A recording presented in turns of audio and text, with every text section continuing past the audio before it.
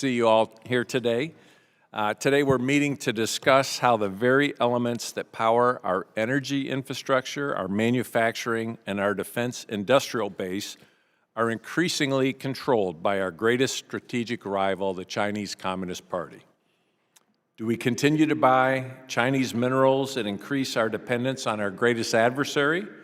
Or do we and our allies begin to mine and produce these critical minerals ourselves? When the Chinese government controls critical minerals, it then has the power to dictate what we say and what we do. This is because if we don't do what they want, they can turn off the flow of critical minerals and cripple our industry. This is not a theoretical problem.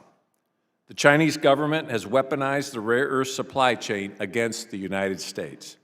Last month, China imposed export restrictions on rare earths and other materials necessary for American industry. This didn't happen overnight. Over decades, the Chinese government took advantage of our inaction and built up this critical choke point. In 1992, China's then leader, Deng Xiaoping, stated, "There is oil in the Middle East, there is rare earth in China." Since that statement, China's dominance in rare earths has grown to the point where China will control 76% of rare earth element refining by 2030. That's according to an estimate by the International Energy Agencies. We're watching Xi Jinping wield the rare earth weapon Deng Xiaoping began developing decades ago. Over the span of 30-plus years, China grabbed different parts of the critical minerals industry, developed a loaded gun, and pointed it directly at American industry. It strategically acquired an American magnet company, stripped out the American know-how, and then shipped everything to China. It also bought up mining assets overseas, tanked global mineral prices, and killed American mining firms. These strategic moves by China threaten our nation, our people, and our way of life. Take the rare earth element samarium. It is crucial for military platforms, but almost the entire supply comes from China. Without it, we would be unable to make certain defense platforms, and that's only one element. There are many more that are critical to American manufacturing, national security, and our economy. Without them, our society would crumble. Bringing mining value chains back to the United States will take time and require concerted effort from Congress and industry. Without a permanent signal from Congress, businesses will not invest and China's advantage will grow. This year, the Trump administration has taken bold actions to start breaking our dependence on China. President Trump issued executive orders to unleash American energy and created the National Energy Dominance Council.